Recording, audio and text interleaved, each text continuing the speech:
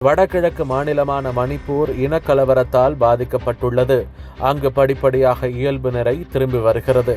கலவரம் தொடங்கியது முதல் ஒருமுறை கூட பிரதமர் மணிப்பூருக்கு செல்லவில்லை என்று எதிர்க்கட்சிகள் குற்றம் சாட்டிய நிலையில் பிரதமர் மோடி இன்று மணிப்பூர் செல்ல உள்ளது உறுதியாகியுள்ளது.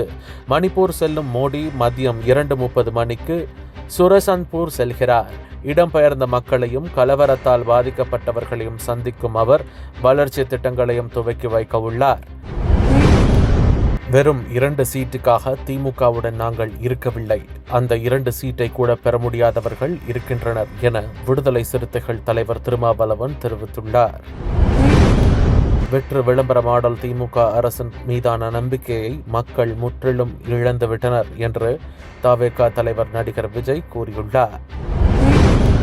திமுக குடும்பம் கேபிள் டிவி நடத்துகின்ற காரணத்தினால் அவர்கள் அரசு கேபிள் டிவியை முடக்க வேண்டும் என்றே செயல்படுகிறார்கள் என அதிமுக பொதுச் செயலாளர் எடப்பாடி பழனிசாமி கூறியுள்ளார்.